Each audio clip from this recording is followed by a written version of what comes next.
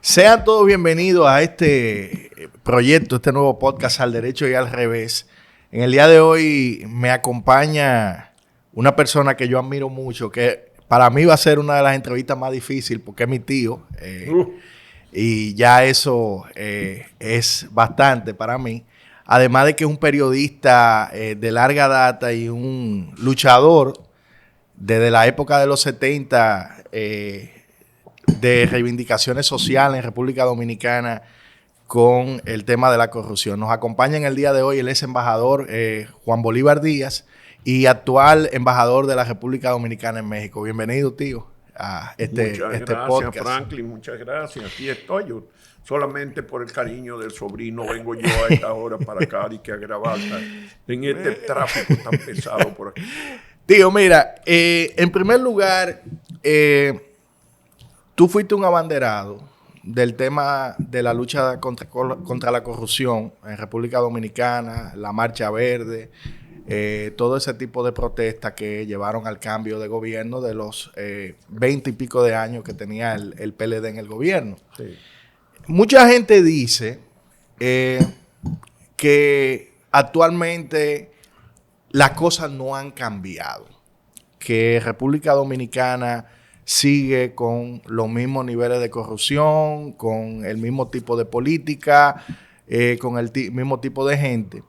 Y tú que fuiste un luchador muy ácido, escribiendo artículos de temas incómodos dentro de la política dominicana, te vas como embajador a España. Te vas como embajador a España y mucha gente se pregunta ¿qué pasó durante esos años con Juan Bolívar Díaz como periodista? ¿Fue incómodo para ti la autocensura que conlleva un cargo diplomático o supiste cómo manejarlo? ¿Cómo te sentiste en esa experiencia? Bueno, primero, debo decirte que yo ciertamente durante una gran parte de mi ejercicio profesional he sido un combatiente de la corrupción, pero lo sigo siendo. Yo no concilio con la corrupción en ninguna de sus expresiones. Y la verdad es que ahora decir que los niveles de corrupción actuales son iguales, eso es una barbaridad. No hay, y además no creo que nadie vaya a superar el nivel que alcanzó la corrupción aquí en los años, en los últimos 8 años, cuando Danilo Medina estuvo en el gobierno. Ya empezó antes y ha habido siempre corrupción. Porque además te voy a decir una cosa, en los índices de transparencia internacional, por ejemplo, o en otras mediciones internacionales de corrupción, nadie saca 100, ni Suecia, ni Noruega. Esos son los países nórdicos, y Canadá, son los que tienen mayor control sobre la cosa pública. Y donde hay más baja corrupción, pero no sacan 90 ni 95, sacan 80, 85, 88 no llegan a 90. ¿Por qué? Porque siempre hay algún nivel de corrupción y en la sociedad humana siempre va a haber alguna corrupción. El problema es cuando la corrupción está acompañada de impunidad, que se te demuestra que hay un acto de corrupción y no se hace nada. Ahora en este gobierno, primero no ha habido los grandes actos de corrupción que hubo en el pasado, porque eso, por ejemplo, esos expedientes como ese de que cogieron los terrenos del aeropuerto de las Américas, que el gobierno de Trujillo declaró de utilidad pública en los años 50 para construir ese aeropuerto, y que en el año 2018-20 descubrieron que eso nunca se pagó y entonces decidieron supuestamente pagar esos terrenos, pero le dieron a la sucesión de los que eran dueños, que se murieron hace tiempo, le dieron el 15% y se quedaron con el 85%. O sea, actos de esa, pero con muchos millones, actos de esa naturaleza no se están produciendo ahora. Y si se produjeran, yo quisiera enterarme, porque yo soy el primero que los voy a denunciar. Yo denuncio y voy a seguir denunciando la corrupción como un cáncer de la sociedad. Y en el caso dominicano, ahora, ese reconocimiento de que ha mejorado no es solamente visible para uno, es que también en las mediciones de Transparencia Internacional, la República Dominicana ha ascendido como 20 puestos en 5 años. Ha ascendido en el nivel de transparencia y en menor grado de corrupción. Eso está ahí y se publican hace apenas 3 o 4 semanas se publicó el último índice. Y en todos los años ha venido bajando. Ahora, que lleguemos, que ya no hay corrupción, el que diga eso es un loco, porque siempre hay corrupción. No la vamos a exterminar por completo nunca. Ahora y aquí, ahora hay todavía corrupción. Y hay tráfico de influencia. Bueno, pero el asunto es combatirlo. Y el presidente Abinader se ha empeñado en combatirlo. Los funcionarios que han sido señalados con actos de irregularidades, lo menos que ha ocurrido es que han tenido que renunciar. Algunos fueron destituidos, incluyendo ministros, y han tenido que renunciar. Y hay un par de casos que están en la justicia. Ahora, antes tú podías demostrar la corrupción, la más grande corrupción, y no pasaba nada. Ahora, tú quieres un ejemplo más contundente todavía, el de Odebrecht. Odebrecht no solamente confesó que había dado soborno aquí por 92 millones de dólares, que era proporcionalmente en términos del tamaño del país, de la economía y de la población dominicana, era el soborno más grande de todo lo que Odebrecht dio en el mundo. Pero es que Odebrecht confesó que cuando se le apretó la tuerca en Perú, en Brasil, ellos trasladaron su sede para Santo Domingo porque aquí tenían garantía. Eso lo dijo Odebrecht, está en sus documentos. Y Odebrecht no solamente dijo, y está en los testimonios y en el juicio que se hizo en Estados Unidos, sino que firmó un acuerdo aquí con el Procurador General de la República, donde se comprometió a pagar los sobornos, a devolverlo al Estado Dominicano, y le devolvió una pequeña partida inicial, creo que de 8 millones de dólares. Pero 8 millones de dólares no son cheles, pero lo que fueren, no cumplió después ni nadie le reclamó el cumplimiento del resto. Pero Odebrecht, resulta que en la justicia dominicana no hubo culpable. Los que tuvieron acusados fueron todos descargados y se fueron para su casa. O sea que aquí hubo sobornos confesados y hasta se comprometió a la empresa a pagar por esos sobornos, pero no hubo sobornados. O sea, los sobornos fueron en el aire. A nadie sobornaron, pero no hubo quien fue sobornado, porque aquí no fuimos capaces. Y déjame decirte que eso fue lo que exacerbó el ánimo de la población. Fue el caso de Brecht. Y fue por eso que surgió la Marcha Verde. Claro que veníamos hastiados de la corrupción, de los niveles de corrupción mucho antes de Odebrecht, pero esa fue la gota que derramó el vaso. Y cuando en diciembre se debatió lo de Odebrecht, creo que fue del 2013, del 2017 o 16, cuando empezó la Marcha Verde, pocos meses después, creo que en marzo o abril empezó la primera Marcha Verde, y eso fue aparatoso. Yo me acuerdo que se discutía, yo fui de la que la promoví en la televisión, porque nada de eso fue oculto. Hay gente que está descubriendo el hilo en bollito y dice que le dimos un golpe blando al PLD, y yo le digo, no, ustedes están equivocados. Golpe blando no fue un golpe duro lo que le dimos a la corrupción.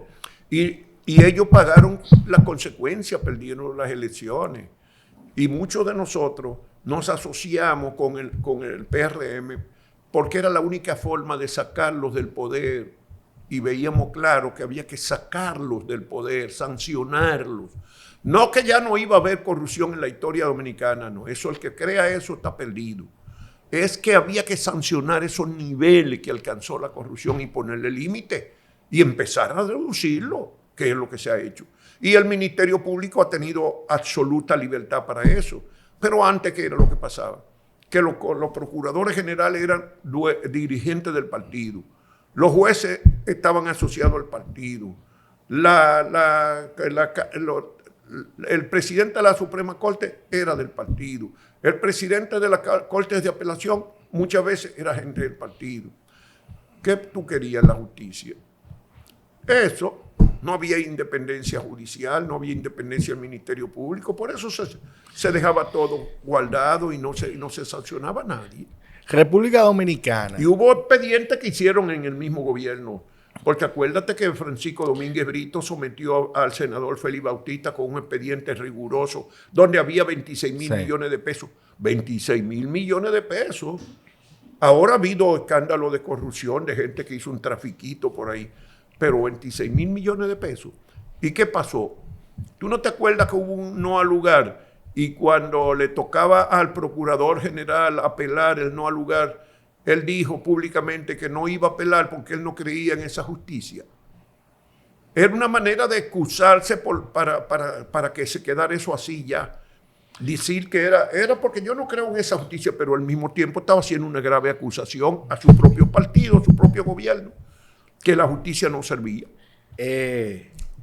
Don Juan, República Dominicana tradicionalmente ha tenido una relación comercial bastante buena con España, sobre todo en el sector turístico y en algunos sectores de servicio. En los últimos años, la embajada en España de República Dominicana, ¿qué trabajos se han hecho para fortalecer esas relaciones comerciales y sobre todo para mejorar la calidad de vida de la diáspora de los dominicanos que viven en el exterior? Mira, primero tengo que decirte de la pregunta anterior que no te respondí la parte de que si yo me sentía cómodo como embajador del gobierno. Primero, yo nunca he sido enemigo del Estado ni de los partidos. De hecho, yo soy de los fundadores de Participación Ciudadana y nosotros nos empeñamos en uno de los proyectos que se acusa Participación Ciudadana de haber administrado de USAID, de casi 5 millones de dólares ese proyecto, pero fue para formación de líderes políticos de los partidos. La condición para participar en esos cursos, que no eran un cursillo fin de semana, eran diplomados de 70 y 75 horas. Y eso, la condición era que tenían que traer una carta del partido, porque era para los jóvenes de los partidos, entrenamiento para hacerlos más capaces, para promover la participación de la juventud en los partidos. O sea, yo nunca he estado en contra del Estado y de los partidos, y he tenido relación con todos los partidos, y gente amigo en todos los partidos. Y yo no fui funcionario del gobierno de Leonel o de Danilo. Ni del de Danilo, no porque yo fuera enemigo de ellos. En ambas ocasiones, no, en el de Danilo no me ofrecieron, en el de Leonel sí. Y la última vez el que llevó la oferta fue Danilo y él sabe que yo no iba a aceptar, por lo tanto él no me ofertó a mí.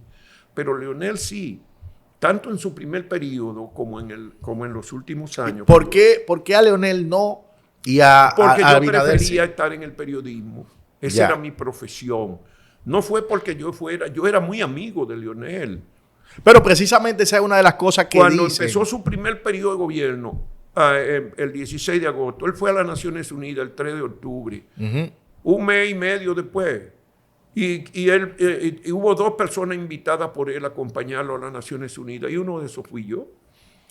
Y él me dijo a mí, me preguntó en qué en qué tú me vas a ayudar en el gobierno, porque éramos íntimos amigos. ¿Y qué pasó ahí? Que yo le dije a él, mira, Leonel, yo prefiero mantenerme en el periodismo y te voy a ayudar desde mi posición de periodista. Y lo ayudé. Yo participé en esos primeros, todos esos proyectos que hizo Leonel, en el diálogo nacional. Yo fui de una comisión importante, de la Comisión de Reformas Políticas, aquel tú no te acordarás del diálogo nacional que promovió Leonel, recuerdo. que duró meses de eventos en todo el país, hasta en Nueva York se hicieron sesiones. Y yo participé en muchas cosas, incluso en los principios de Danilo también. Y yo fui a reuniones y almuerzos en el Palacio y a cena con ellos. Lo que pasa es que en la medida en que se iban defraudando a uno se iba distanciando. Entonces, en este gobierno yo no he sentido todavía suficientes razones para yo alejarme. Primero, porque el presidente no ha tenido contemplación con la corrupción. Eso es lo primero. Y yo no me he sentido mal. La reforma en el sector exterior, en las relaciones exteriores, se hizo una reforma profunda.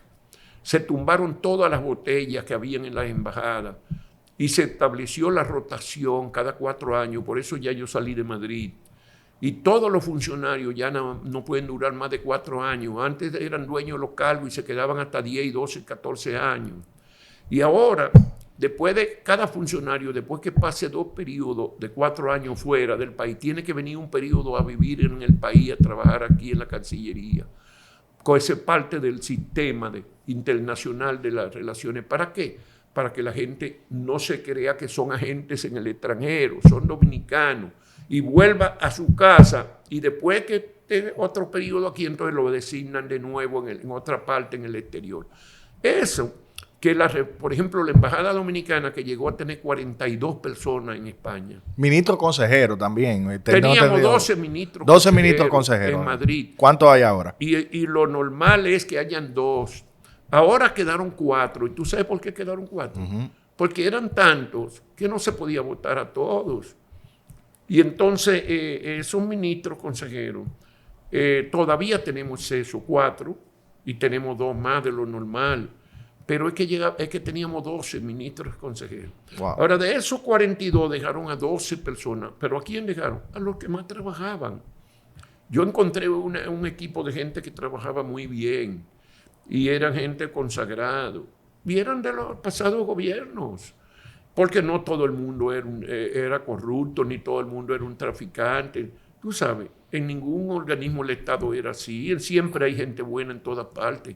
Y allí habían también. Ahora, ¿tú sabes cuántos son ahora? Ya no son los 12 que yo encontré cuando yo llegué, que lo quitaron. Antes de yo entrar, ya lo habían quitado. A 30 de eso. Dejaron 12. Pero ahora nada más somos 10. En España ya después lo redujeron a 10. Y ese es el límite. Ahora ya no hay embajada con más de 10 personas. Ni Washington, ni las más grandes son Washington, Madrid y Puerto Príncipe. Y las 3 tienen un tope de 10 personas. Pero en los consulados pasaba lo mismo. En Madrid había 55 personas designadas en el consulado dominicano. 55 personas. 55 habían que cobraban, porque como tú puedes imaginar, no había ni dónde sentarlos. Me imagino. La mayoría no tenían un escritorio, ni iban allí a trabajar. Muchos vivían fuera de España. Aquí en la República Dominicana y en otras partes vivían. Y de eso también, en el consulado de Madrid dejaron 14 de los 55. Y así por el estilo. Bueno, entonces, esa parte. Ahora, en cuanto a tu pregunta de las relaciones comerciales y cosas, la promoción. Mira, una de las funciones importantes de las embajadas es la promoción del... hay tres trípodes. Un trípode de 3 patas que es lo que tengo que decir, 3 fundamentos en la política exterior. En la de este gobierno se estableció como el primer fundamento la promoción y defensa de los dominicanos en el exterior. El segundo, la promoción del comercio, el turismo y las inversiones. Y en tercer lugar, la defensa y promoción de los principios del derecho internacional y la defensa de derechos humanos. Esos 3 son los fundamentos de la política exterior dominicana en este gobierno. Y nosotros lo cumplimos los 3. Yo no fui un embajador para estar en la superestructura, en una cena y en un buffet o en un cóctel todo el tiempo. Yo iba, por supuesto, a los cócteles y a las cenas y tenía que ir desde el Palacio Real o los Palacios Reales, porque fui a 3 Palacios Reales, hasta la gente, digamos, de estamentos medios que hacen recepciones y reuniones con diplomáticos. Es que yo iba también a trabajar con la comunidad dominicana y en España es muy importante, porque en España teóricamente tenemos 193,000 dominicanos. Digo teóricamente porque no todos están allá. De esos 193,000 se dice que, no es que se dice, las estadísticas oficiales de España, hay 123,000 que son ciudadanos españoles de origen dominicano, así que están catalogados. ¿Qué quiere decir? Que son dominicanos que obtuvieron la nacionalidad española. Son 123,000. Y hay 70,000 que están como residentes, dominicanos residentes en España, 70,000.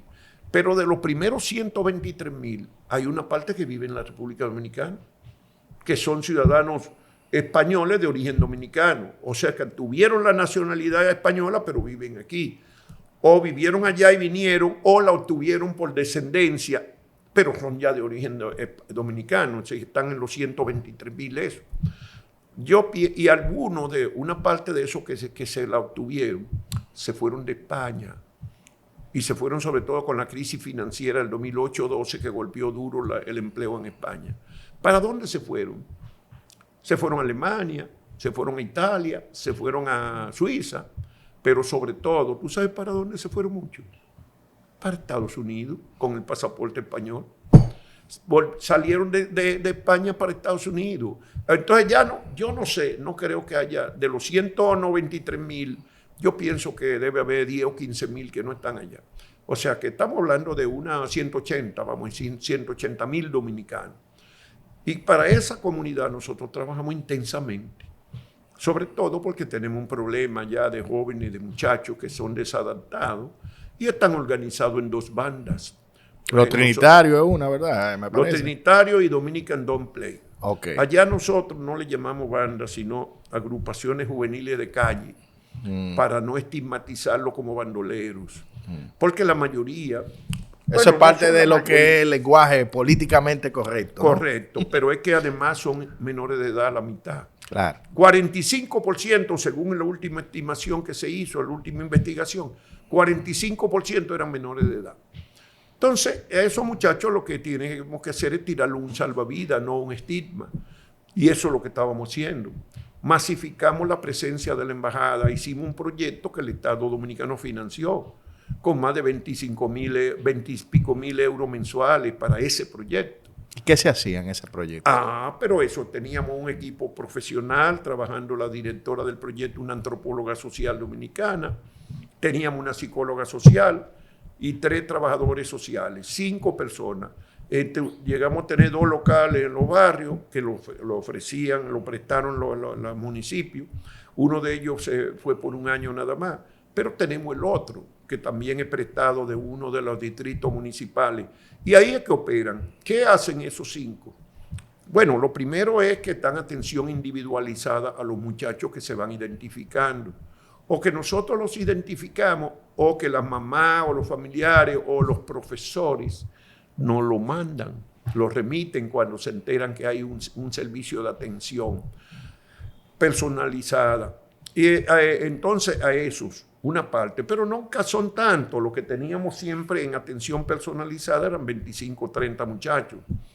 Lo que, claro que tampoco son miles, lo que se estima que están organizados en esas agrupaciones dominicanos son 300 o 400 muchachos. Entonces, ¿qué hacíamos? Nosotros masificamos los deportes. Esas agrupaciones no son bandas de narcotraficantes como alguna gente cree. Algunos venden droga, pero no es una banda de narcotráfico. Son agrupaciones que controlan los parques y las canchas, se apropian de los terrenos. Ellos defienden los terrenos donde se mueven. Son como la película el clásico norteamericano West Side Story, que se mataban los del barrio aquel con este. Y eso es lo que son esas agrupaciones. Ellos se apropian. Entonces, ¿qué hicimos nosotros? Nos fuimos para la cancha con ellos. Y ellos están ahí, juegan baloncesto, juegan voleibol, y nosotros empezamos a darle equipos, le dimos 2,000 uniformes a todos los grupos, todos los equipos dominicanos en todos los barrios, le dimos el uniforme del equipo que tenían. No el mismo uniforme, el del equipo, se les mandaba a hacer sus uniformes. Entonces, ¿qué hacíamos con ellos? Talleres, con los niños hacíamos talleres de pintura, con los muchachos jóvenes hacíamos talleres para emprendedores. La atención personificada buscaba insertarlo en asuntos laborales. Llevamos las actividades culturales y artísticas a los barrios de Madrid, las sacamos del centro de la ciudad y de los grandes centros culturales de Madrid y lo llevamos a los centros culturales de los barrios que hay, en centros culturales de los municipios. Entonces nosotros lo llevábamos a esos centros, las actividades artísticas y culturales. Podía ser que lleváramos, por ejemplo, a Diomar y La Mala, la llevamos y fue un concierto allá. Cuando nosotros nos dedicó, la Comunidad de Madrid nos dedicó la Semana de la Hispanidad del 2023, el año antepasado, y en octubre, y nosotros llevamos de la República Dominicana 41 personas, 40 artistas y un chef, porque había también una cosa de degustación un día. Esos 41 personas la pagó el Estado Dominicano, los pasajes nosotros lo conseguimos pagarle los pasajes, porque la Comunidad de Madrid le pagó los sueldos, es decir, le pagó por las actuaciones y le dio, por supuesto, todo, hotel y comida, o sea, todo, le cubría los gastos y le daba su estipendio como profesionales. Ellos, eso es lo que pagaban ellos, y nosotros pagábamos los pasajes. Ahora, ¿qué hicimos nosotros? Tradicionalmente, esa semana tiene varios años que se celebra, que por cierto nosotros fuimos el tercer país de América que se le dedicó la semana. ¿Y qué hacían esos muchachos? ¿Qué hacían en esa dedicatoria? Los conciertos se daban en los centros, en las grandes plazas del centro de Madrid. Nosotros dijimos a la Comunidad de Madrid, no, nosotros queremos llevarlo para Cuatro Caminos, que es el barrio donde más dominicanos, donde originalmente se asentó la comunidad dominicana en Madrid. Y todos los conciertos de nosotros se dieron en la Plaza Cuatro Caminos.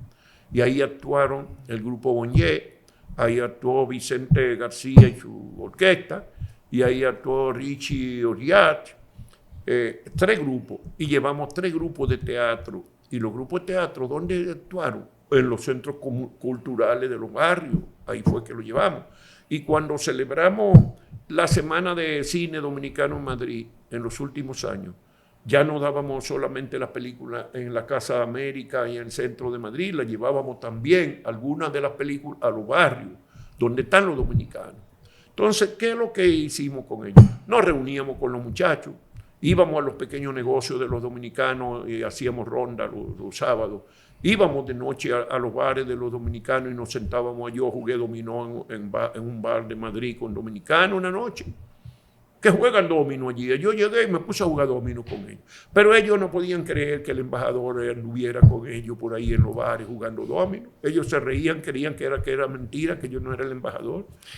Don Juan. Era así. Entonces, nosotros hicimos un trabajo tremendo con la comunidad dominicana. Trabajo social. Por supuesto, cuando venía la Feria del Libro, nosotros presentábamos 8 y 10 libros cada año de República Dominicana. Pero también, mira, a nosotros nos distinguieron. En España nos dedicaron 3 festivales internacionales en los 4 años que yo tuve.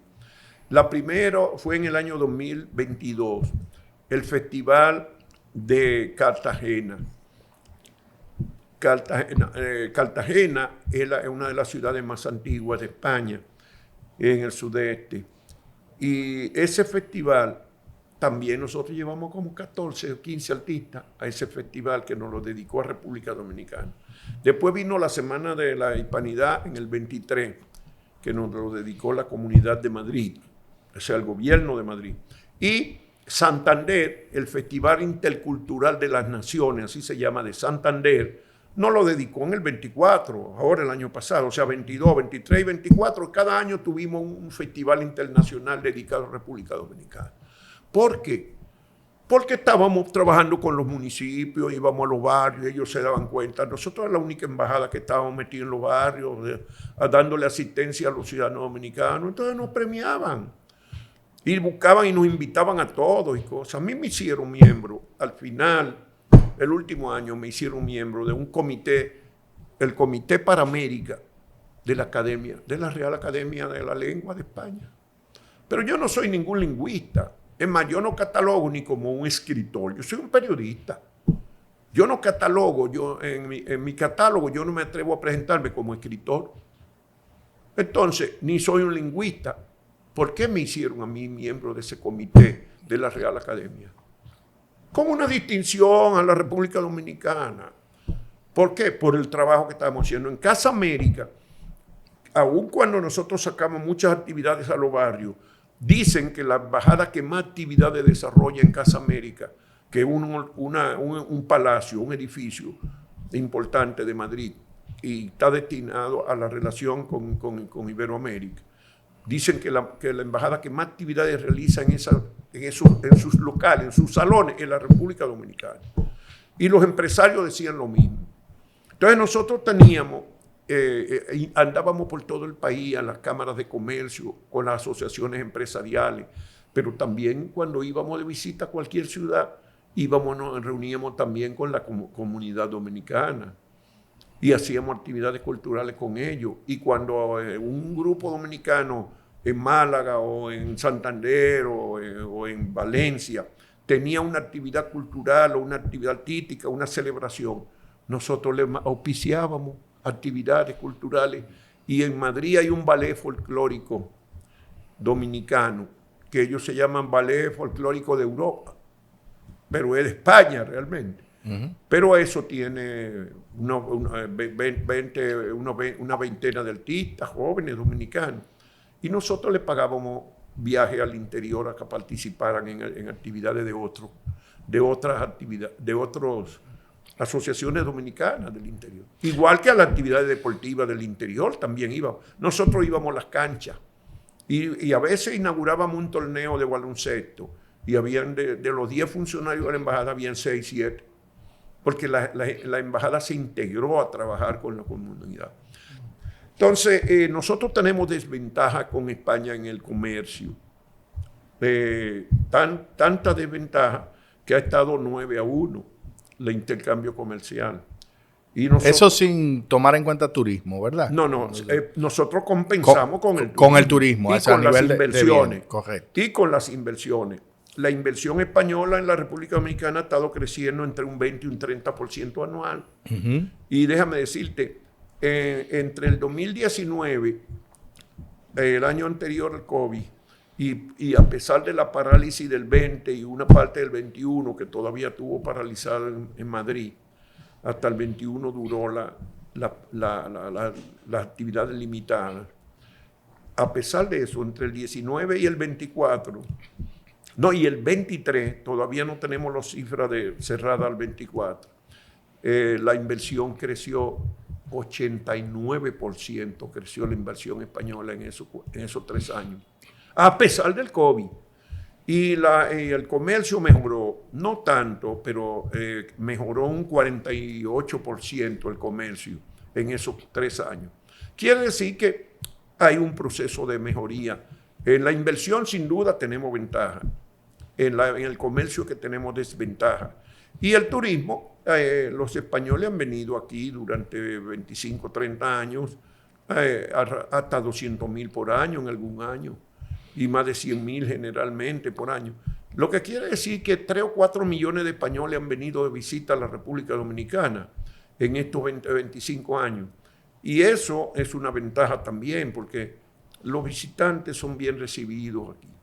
Y ellos se sienten, y a mí por donde quiera, yo encontraba desde altos funcionarios hasta dirigentes empresariales y de cualquier naturaleza, artistas, gente. ¡Ay, embajador, pero usted es República Dominicana! Yo estuve allá, yo he estado 2 veces. Y me cuentan dónde estuvieron, que si Punta Cana, que si Puerto Plata, que si Jarabacoa. Y ellos hablan muy bien generalmente de República Dominicana, lo cual es una inversión también para nosotros, para la imagen del país. Entonces, ¿qué hemos mejorado? Hemos mejorado en el intercambio comercial poco, pero hemos mejorado. En la inversión hemos mejorado. En el turismo no hemos mejorado. No ha aumentado últimamente la presencia de los españoles en el turismo dominicano. Pero la inversión en turismo sí, porque el 70% de las habitaciones hoteleras en la República Dominicana son de empresas españolas. Es una realidad. Don Juan, a mí no me gusta estigmatizar, pero el mundo y la política internacional ha dado un giro hacia lo que digamos una derecha un poco conservadora a nivel internacional, lo que se puede denominar como conservador.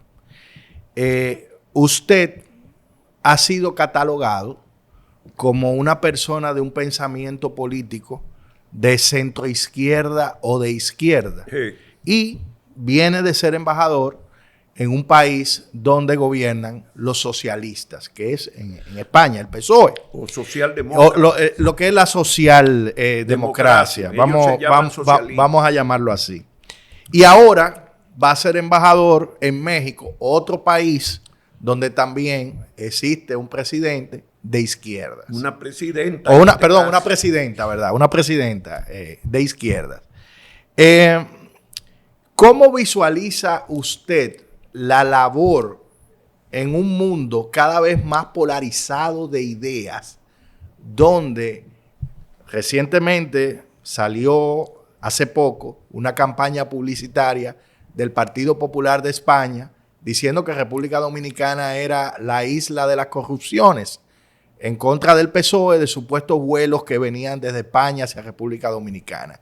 ¿Cómo entiende usted que va a funcionar la dinámica del mundo en la era de Trump, de Milei y de lo que está pasando a nivel internacional? No, y de la italiana. Y de la italiana, y de la de Meloni también. Y sí, la francesa. Sí. Bueno, como tú dices, hay una inclinación hacia la derecha y hasta la extrema derecha, porque en Alemania acaba de quedar en segundo lugar un partido de extrema derecha y casi nazista. Claro. Y eso ha sido un escándalo, que ha quedado en segundo lugar de votación. Y no es gobierno porque no pactaron los conservadores con ellos. No, porque exacto, pero por un pacto con ellos. Exacto. Pero ellos tienen fuerza y han demostrado fuerza.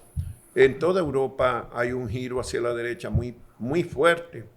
Y además es preocupante porque eso muestra una debilidad de la democracia y una cierta crisis de la democracia. ¿Cuál es el fundamento de esa crisis? ¿Por qué se produce ese giro, a mi juicio? Aquí no está hablando el embajador, sino el analista político, que soy yo y que he sido toda la vida en los periódicos y en la televisión. Lo que ha ocurrido, mira, Europa constituyó lo que se denominó el estado de bienestar a lo largo de 6, 7 décadas después de la Segunda Guerra. Los europeos se mataron y se mataron 80 millones casi entre las dos guerras. A principios del siglo, señores, en el fue 14, 18, 19, la primera guerra. Y ya en el 40 estaban entrando en otra guerra, 2 décadas después. Y ahí fue que hemos muerto, en la segunda. Entonces los europeos decidieron que iban a construir la paz, que iban a dejar de matarse. Y después, además, se asociaron y de ahí vienen los primeros intentos que culminaron con la Unión Europea, que es una unión ya casi política también. Los países mantienen su autonomía, pero ya tienen órganos de gobierno conjuntos y economía conjunta y moneda igual y pasaporte, y visado conjunto. Lo que ha pasado es que ese estado de bienestar alcanzó un nivel alto y bueno para los europeos. Y Europa mejoró enormemente, pero llegó a un mundo de límite. ¿Cuándo fue el límite? Cuando se cayó el muro de Berlín. El muro de Berlín termina en 89, ¿verdad? Y 90, que termina en la Unión Soviética, 91, esos 2 años, 89, 91, se derrumba el Imperio Soviético. En las anteriores décadas, desde la Segunda Guerra también, todo el mundo capitalista estuvo buscando una cierta nivelación de la sociedad por miedo al comunismo. Y eso incluía la Iglesia Católica, que acentuó por sus encíclicas papales, especialmente la Mater Magistra en el año 1961 o 62, y por el Concilio Vaticano II, abogó la Iglesia, y en la América Latina, a partir del 68, la Conferencia del Episcopado Latinoamericano en Medellín, Colombia, proclamó la preferencia por los pobres, porque era una manera de competir con los marxistas. Es decir, no dejarle a los católicos progresistas, decían que el terreno de ellos iban a competir en buscar la justicia social con los marxistas.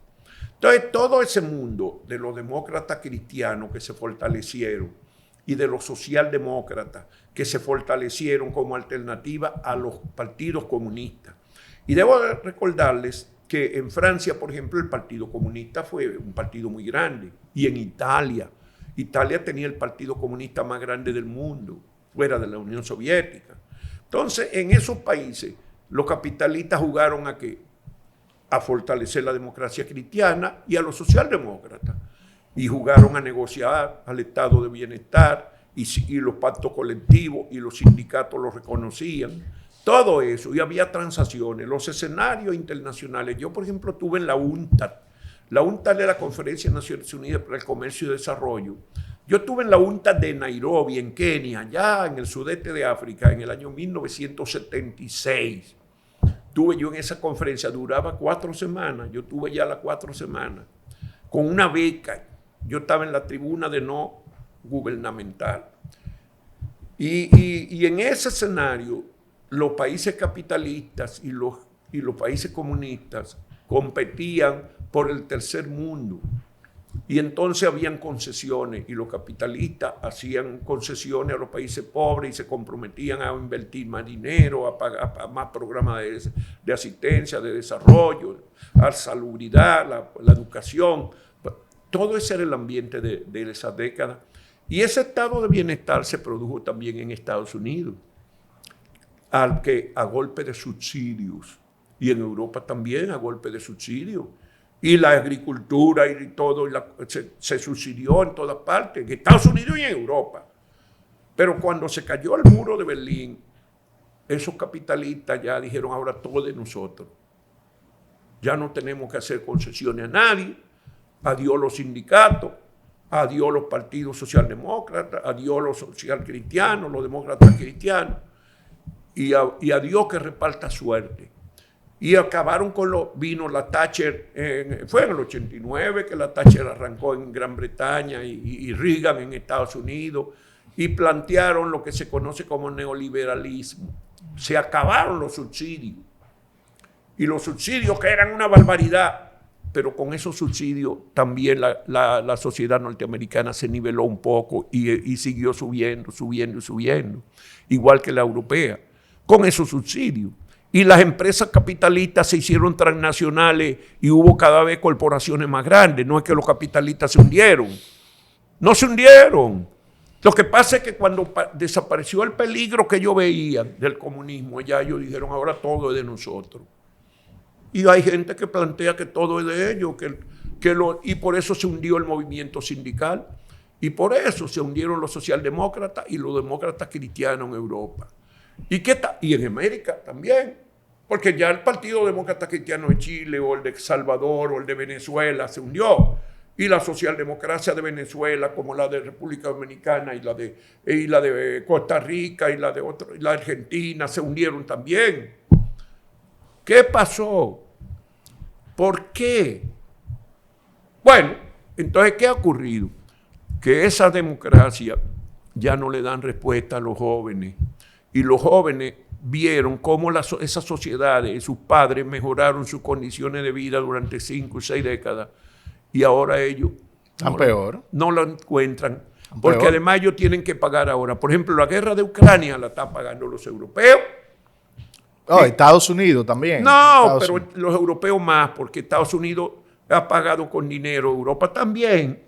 No es como han dicho que los europeos no, los europeos han pagado y los alemanes han tenido 100 y pico mil millones de euros en esa guerra, pero que han pagado de otra manera. ¿Sabe cómo? Por la inflación. Porque Europa dependía mucho del gas soviético. Digo soviético, no, ruso. Del gas ruso. Ya no era soviético, de ruso. Gazprom. Antes era soviético. ¿A dónde empezaron a tener que comprar gas? O importado de larga distancia de Estados Unidos y los viaductos, oleoductos que llevaban el gas de Rusia a Alemania y a los países del norte de Europa. Y no hasta lo sabotearon. Cuando esa guerra comenzó unos meses después, sabotearon el gran oleoducto que llevaba el gas a Alemania. ¿Y qué pasó con Alemania? Se hizo mucho más difícil la competencia de la industria y la producción alemana porque se encareció y la población empezó a pagar más caro todo. Y Alemania entró en recesión. Tiene 2 años consecutivos. Sí, va para 23 y 24 Alemania ha estado en recesión. ¿Y qué pasa entonces?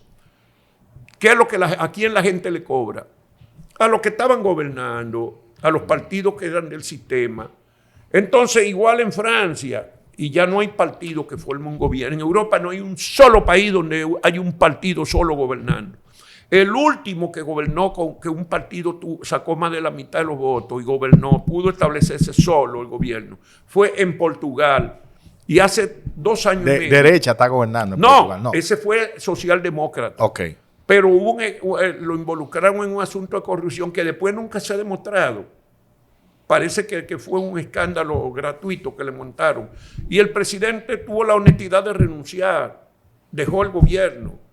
Y por supuesto someterse a la justicia, y la justicia no lo ha procesado realmente.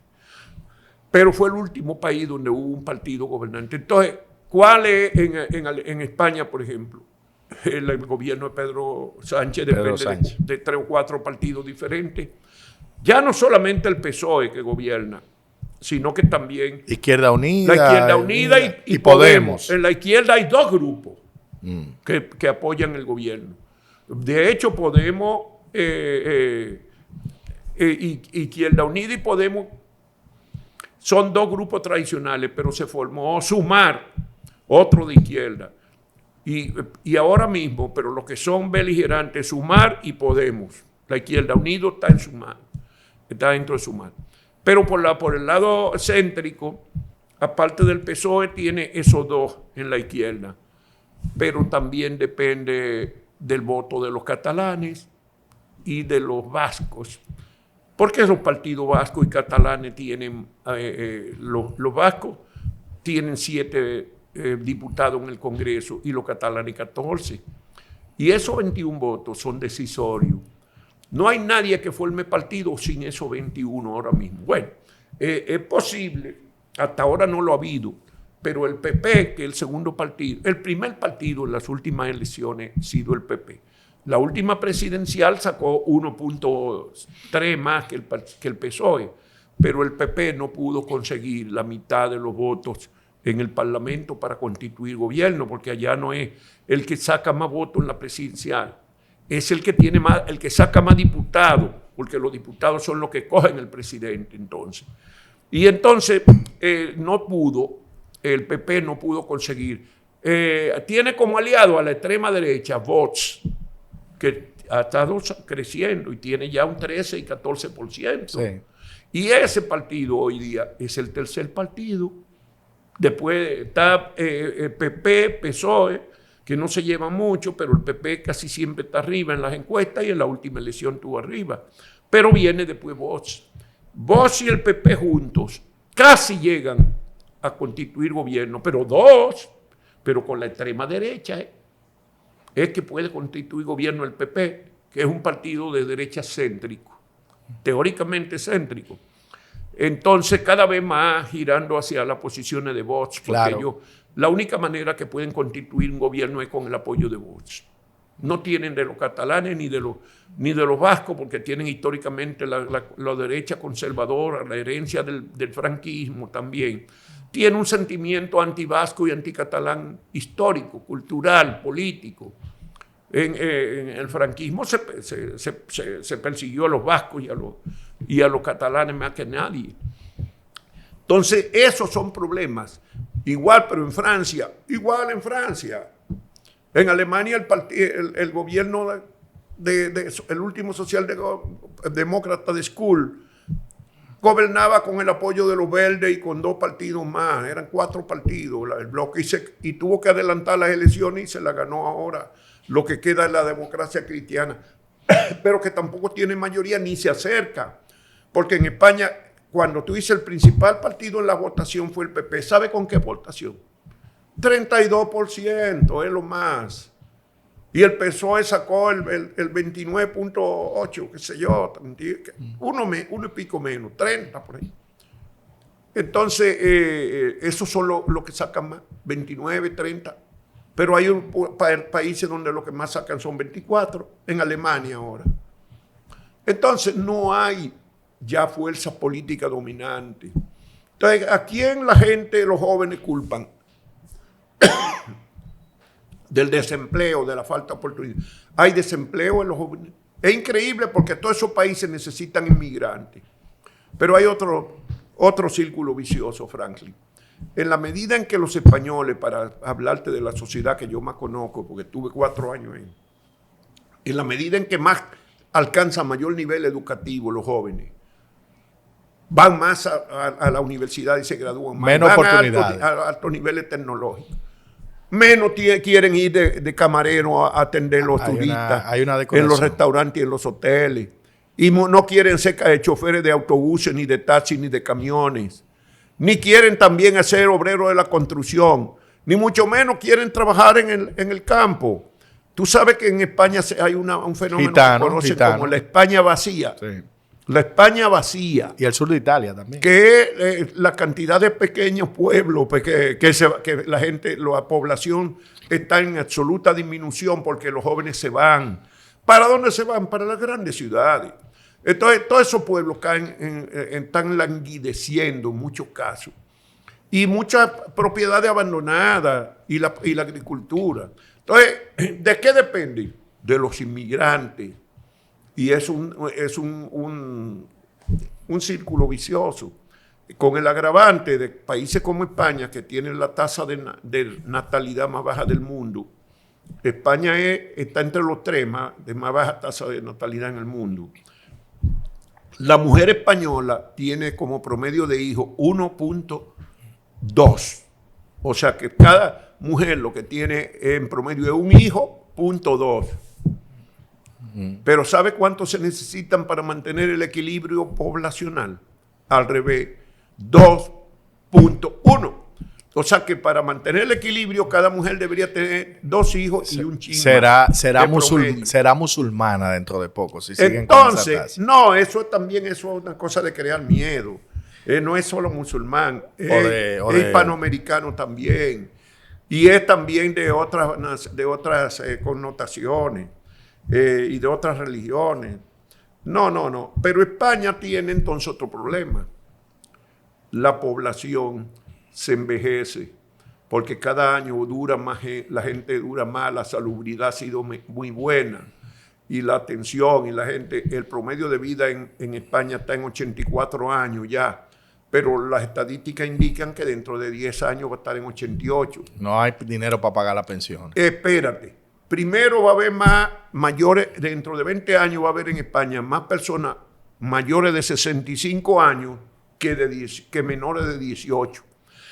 Y para tener la pensión, la mayoría de las pensiones a los 64 y 65 años. Hoy día hay 9 millones de pensionados en España. Y esas pensiones las pagan los que trabajan.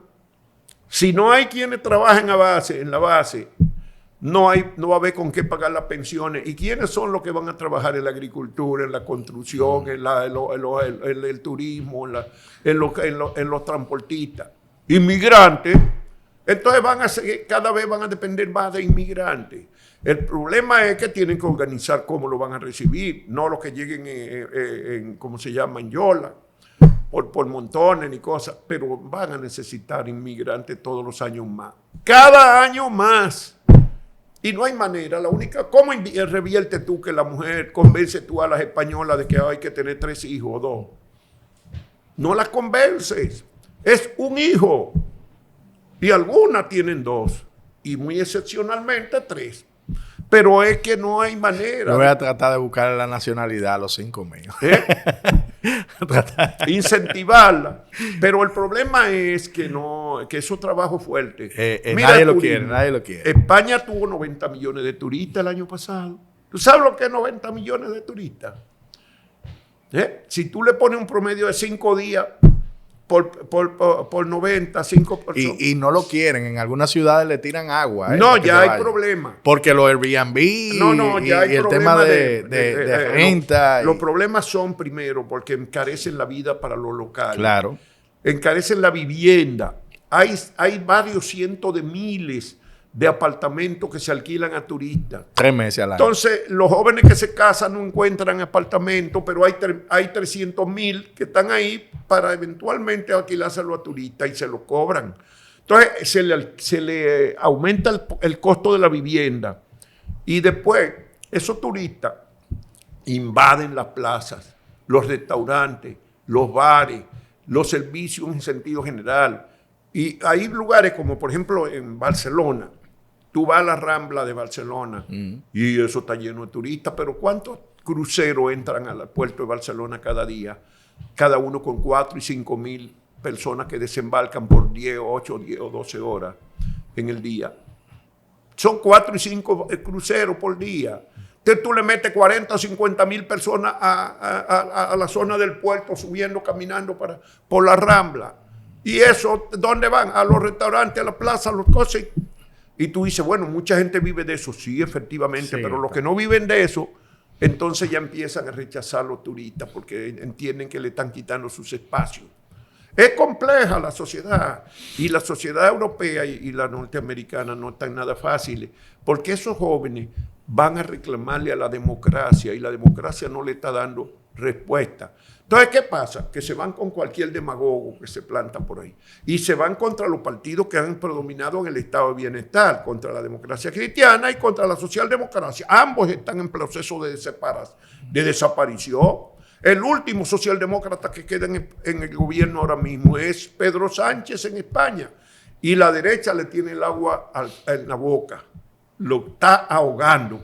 Y él depende demasiado de los votos de los catalanes y de los vascos, sobre todo los catalanes, que son más separatistas. Lo que amnistió. Lo que amnistió. Pero que la amnistía fue correcta y sabia políticamente. Entonces dicen, bueno, pero es que era porque por interés de voto. ¿Y por qué era? ¿Y qué es lo que estaba haciendo el PP cuando buscaba los votos de...? No intentó tanto con los catalanes, sí, intentó con los 7 de los vascos, que con esos 7 era suficiente para haber constituido gobierno. ¿Y qué le dijeron los vascos? Ni hablar, ni siquiera nos sentamos a hablar con ustedes. Y ahí se fracasó el PP, pero iba a hablar. ¿Pero de qué iba a hablar? De pelota, de fútbol, era que iba a hablar con los vascos, de negociación política. Entonces Pedro Sánchez, que su partido, el PSOE, no tiene ese discurso tan fuerte contra los vascos y los catalanes, tenía más espacio de negociación y negoció.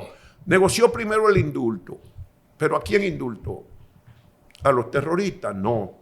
¿A los ladrones? No. Indultó a gente que estaba condenado por delitos políticos, porque proclamaron una independencia fuera de las normas constitucionales en el 2017. Y una parte ya estaban condenados, y eso que tenían eso fue en el 22, final del 22. Ya tenían 4 y 5 años en la cárcel. Entonces tú lo indultas, pero fue un delito político. ¿Y cuándo que no ha habido indultos? Hasta los ladrones los indultan. Pero entonces eso no es nada del otro mundo. Ah, pero que era interesado. Claro que era interesado. Entonces después vino la amnistía. Y la amnistía era para aquellos que también cometieron el mismo delito, pero que no habían sido juzgados. No solamente los 3 o 4 líderes que se fueron del país, como Puigdemont, sino que había muchos dentro de España, pero procesados todavía, no condenados. Entonces la amnistía es un borrón y cuenta nueva. Si olvidémonos de esa vaina de que ustedes intentaron separarse. Pero ¿qué positivo tiene o trajo eso? Que la población de Cataluña, la mayoría de la población no era separatista. Los separatistas llegaban al 48% en las encuestas, pero eran suficientes para ganar todas las elecciones. ¿Tú sabes por qué? Porque entre los no separatistas no tenían esa militancia como los separatistas. Entonces ganaban todo y tenían el control de la comunidad. La comunidad es como la región, Cataluña, pero también el control de las principales ciudades, de los gobiernos de Barcelona, de Lleida, del otro. Entonces, ¿qué pasó ahora después de eso? Que esa población que no es separatista ha ido a votar ¿por quién? Por el partido que auspicia el encuentro, que le dio la amnistía a los otros y dijo borrón y cuenta nueva. Y ellos apoyaron eso. ¿Y quién gobierna ahora en Barcelona? La ciudad ganó el Partido Socialista, el de gobierno. En la comunidad, o sea, en la región, en toda Cataluña ganó también. Y ahora el rey de España ya vuelve y volvió a visitar, a ser recibido en el gobierno de Cataluña, que tenía muchos años porque no lo reconocían. Y los catalanes vinieron el 12 de octubre pasado, el gobierno de Cataluña y el de Barcelona vinieron a Madrid a las celebraciones de la hispanidad, que no reconocían. Entonces, ¿perjudicó a España en realidad el indulto y la amnistía la perjudicó? Yo creo que no. Me da la impresión a mí de que ha fortalecido la unidad de España, ha reducido a los separatistas. Y los encuestas, no solo las elecciones, la última elección, los partidos separatistas perdieron 900.000 votos. 900.000 votos. Pero es que ahora ya no tienen el 48% en las encuestas, ahora tienen el 41%. Han perdido 7% de posibilidades. Entonces, ¿se fortaleció el separatismo porque negociaron con ellos? No. Se fortaleció la unidad de España. Ese es mi criterio. Por supuesto que yo lo que soy, te estoy hablando aquí como un analista, ¿no? Por último, antes de finalizar esta conversación, me gustaría que me diga usted cuál es el principal reto en México. ¿Cuáles son los principales retos?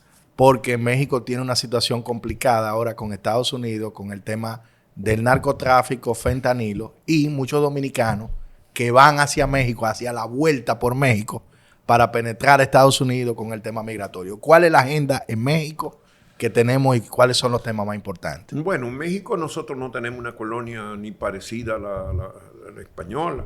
Según lo que me han dicho a mí, pueden ser 10.000 personas los dominicanos en México. Y en México es muchísimas veces más grande que España, por cierto. Que cuando estamos hablando de 10.000 en México, eso es, en relación a España, eso no es nada. La comunidad dominicana es más pequeña, mucho más pequeña, muchas veces más pequeña. Y más dispersa, porque de una ciudad a otra en México hay 2 horas y media y 2 horas de vuelo de una región a otra dentro del mismo territorio. En España no pasa eso. Bueno, en México entonces nosotros no tenemos esa demanda de tanta atención a la comunidad dominicana. Y los dominicanos, pues yo creo que se va a reducir la vuelta por México, como le llaman. Con lo de Trump. Porque si en Estados Unidos están deportando los que están allá, mucho más difícil será que lleguen los nuevos. Es decir, yo creo que eso se va a moderar, por lo menos vamos a decir que se va a moderar o a morigerar. Va a bajar. Y por lo tanto, ese es un elemento de presión que no vamos a tener. La relación bilateral con México, sí, México es un país importante para nosotros, incluso en inversión también. En inversión mexicana aquí compite con España y con Canadá, a veces por el segundo lugar después de Estados Unidos. Y en gran medida, claro, si la empresa que hoy de la Codetel, la Claro, sí, es una empresa mexicana, por Carlos cierto, Slim, de uno de los grandes capitalistas del mundo, de los hombres más ricos del mundo. Y esa empresa tiene una gran inversión en la República Dominicana. Pero los mexicanos están invirtiendo en turismo aquí, en hoteles y en inmobiliaria y otras cosas. También han sido suplidores de combustible a República Dominicana. Tenemos relaciones intensas en términos comerciales con México. Y por razones de turismo, también tenemos vínculos con los mexicanos, porque después de México nosotros somos el segundo país que más turistas recibe en toda en Latinoamérica. Y dicho sea de paso, proporcionalmente nosotros más, porque en México, la República Dominicana cabe, ¿tú sabes cuántas veces en el territorio de México? 200 veces. Wow. Es decir, hay 200 Repúblicas Dominicanas en el territorio mexicano. Y la población de México es 130 millones versus nosotros 11, 10 y media, 11. O sea que también es 14 veces la población dominicana. Y sin embargo, el turismo, nosotros tenemos cerca de 11 millones, u 11 ya. Y México 40, o sea que no es más que la cuarta parte tenemos de México, pero del territorio tenemos la 200ª parte. Claro.